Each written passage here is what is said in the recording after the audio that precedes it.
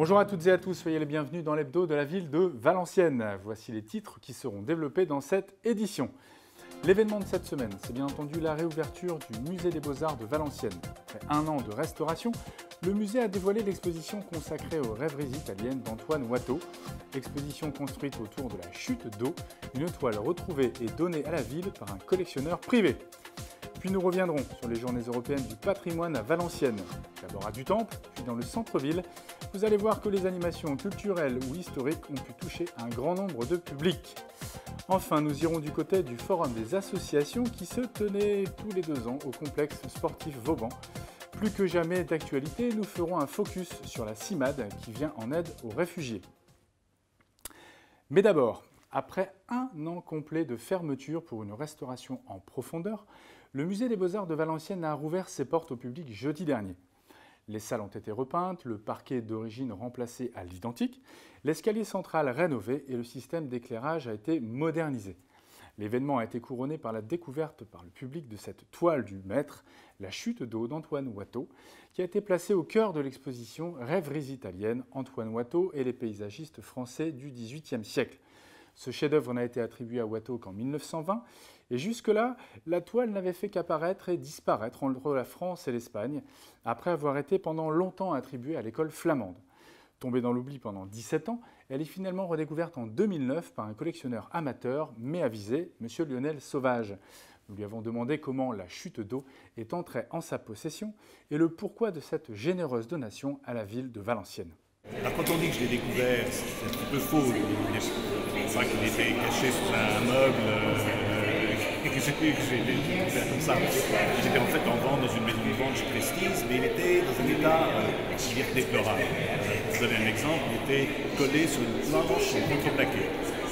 On ne fait pas ça avec une toile de bateau. On ne colle pas une toile de bateau sur une planche contreplaquée.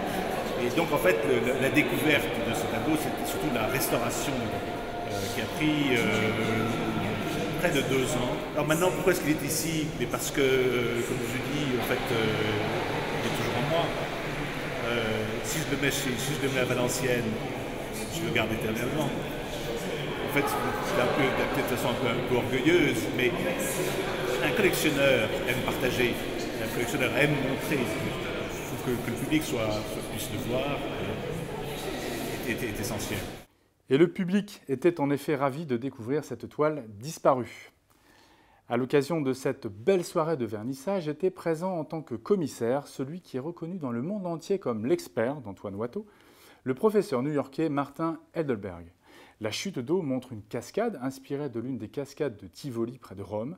Or, Antoine Watteau, qui n'a jamais remporté le Grand Prix de Rome, n'a jamais pu s'y rendre. Quel est le rapport entre ce tableau et les rêveries italiennes?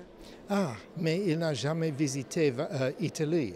Alors, il a peint quelques tableaux et dessiné des sites italiens, mais sans l'avoir vu directement. C'est toujours un rêve qu'il voulait faire le voyage, mais il n'a gagné pas le prix de Rome et il était resté dépendant sur les dessins de quelques amis ou des dessins italiens. Mais comment sait-on que cette chute d'eau est une chute d'eau qui se trouve en Italie? Parce que vous n'avez pas de chute d'Italie ici, ni dans l'île de France, ni dans le nord. Et c'est bien facile à reconnaître parce que vous avez, et si je peux, voilà, vous avez des tours italiennes, une ville italienne. Ça, c'est une cascade, grande cascade, divisée avec des rochers au milieu. C'est bien connu comme un site. Cette exposition propose ainsi de découvrir les emprunts que le maître fut contraint de faire aux dessins de ses amis qui ont voyagé en Italie ou des maîtres vénitiens du XVIe siècle. Une très belle exposition qui s'intègre, je vous le rappelle, dans la programmation de Mons, capitale européenne de la culture. Et puis, il faut aussi souligner que le public a découvert jeudi soir un musée des beaux-arts qui a complètement fait peau neuve. Entre autres, de nouvelles œuvres dans les galeries 19e et 20e siècle, un nouveau parcours muséographique au niveau des sculptures, un parquet remis à neuf et une mise en lumière plus moderne. Alors ça a été une restauration très lourde. Est-ce que vous pouvez nous expliquer pourquoi et nous dire grosso modo ce qui a été fait? Parce que le temps fait son action sur 20 ans. Donc les choses évoluent aussi. les techniques évoluent, notamment la mise en scène scénographique qui a beaucoup évolué et qui a fait partie de l'objet du cœur au fond de cette rénovation. On a fait le parquet, on a refait les peintures, on a redonné des perspectives à ce musée en supprimant notamment la colonne centrale qui s'y trouvait et qui rend aujourd'hui de la profondeur à ce musée. Le tout pour un montant global de 3 millions d'euros qui, je le rappelle, ont été financés intégralement et exclusivement par la ville de Valenciennes, ce qui démontre là la volonté politique forte en matière de culture qui est portée par cette municipalité. A noter que la soirée d'inauguration s'est terminée en beauté et de manière festive avec un grand bal baroque, forcément, en hommage à Antoine Watteau. Allez, culture encore et retour sur les journées européennes du patrimoine.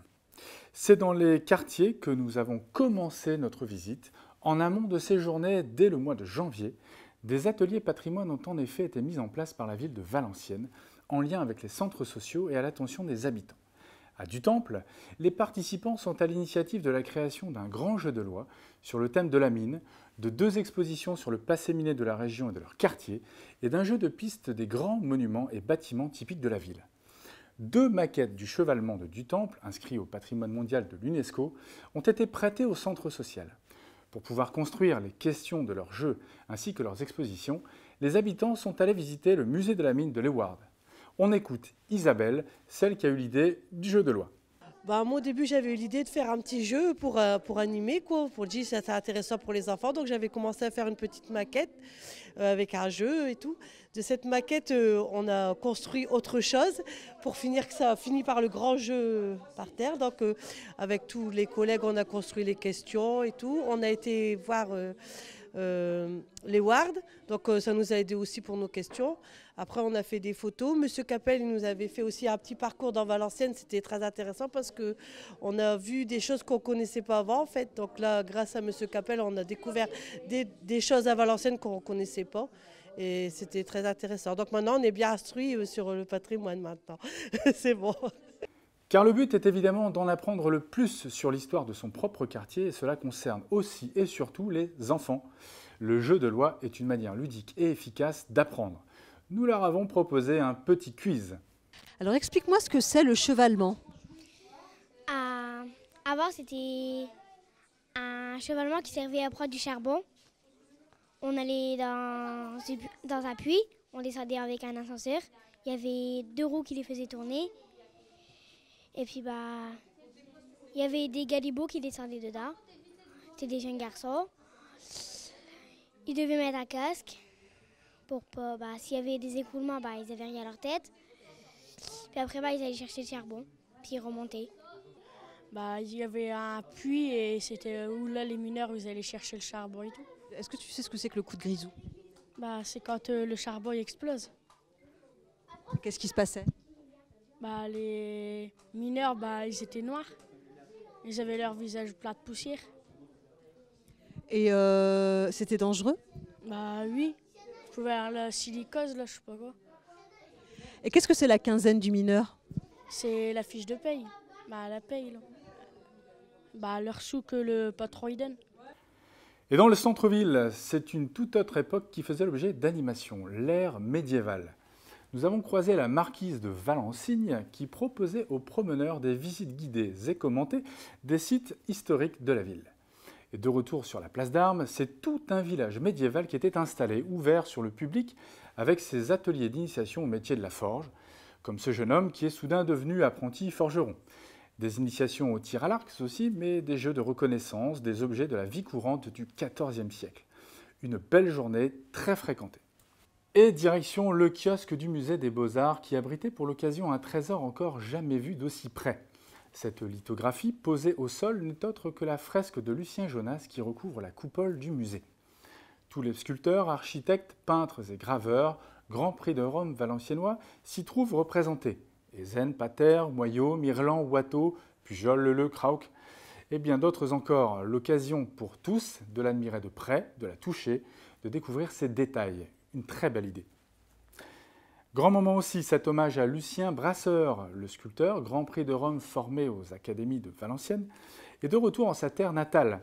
Sa dépouille a rejoint le caveau familial au cimetière Saint-Roch et une plaque a été déposée sur sa tombe. Lucien Brasseur est né en 1892 et est mort en 1960. C'est tous les 2 ans et c'est un grand moment pour le tissu associatif valenciennois. Le Forum des associations s'est tenu ce week-end au complexe sportif Vauban. 156 stands et toutes les manières de se rendre utile, de se divertir, de prendre soin de soi ou de faire des rencontres. Le tissu associatif valenciennois est très riche, comme vous pouvez le voir. Cette année, nous avons choisi de nous arrêter sur le stand de la CIMAD, qui apporte une aide administrative et juridique aux réfugiés. La CIMAD a une antenne à Valenciennes. Elle est plus que jamais à la recherche de bénévoles actifs et disponibles. Nous avons interrogé l'un des membres de la CIMAD pour savoir vers qui les Valenciennois peuvent se tourner si eux-mêmes, ils veulent apporter leur aide, quelle qu'elle soit.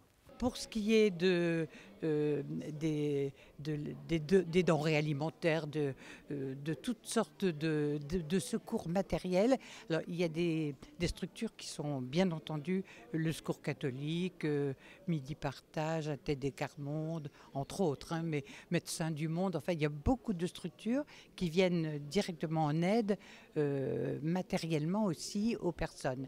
Est-ce qu'il y a une plateforme migrant à Valenciennes? Oui, il y a une plateforme migrant. Alors cette plateforme migrant, ça c'est aussi une chance. Elle regroupe un certain nombre d'associations.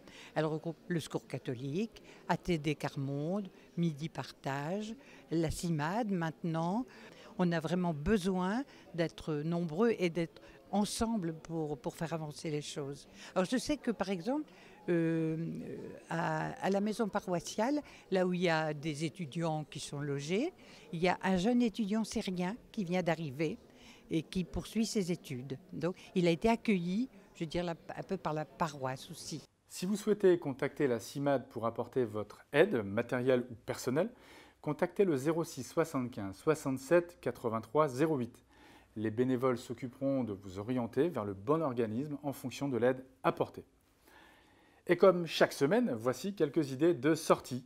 C'est le retour de la fête foraine. La foire au manège revient sur la place Poterne pour le plaisir des petits et des grands. Pêche au canard, jeux à sensations, barbe à papa, vos enfants vont adorer et c'est jusqu'au 11 octobre. N'oubliez pas les portes ouvertes des ateliers d'artistes. Les 3 et 4 octobre prochains se déroulera la 18e édition, organisée par le département du Nord. Une occasion pour de nombreux artistes de vous présenter leurs créations. Rendez-vous à l'école Jean Mineur ce samedi de 14 à 18h, ce dimanche de 10h à midi et de 14h à 18h. Enfin, on termine avec cette exposition Histoire de meubles. Du 2 au 4 octobre, l'hôtel de ville de Valenciennes accueillera les œuvres de Sylvie Noirban, peintre décoratrice. Voilà, c'est terminé pour cette édition. Je vous souhaite une excellente semaine. Prenez soin de vous. Bye bye.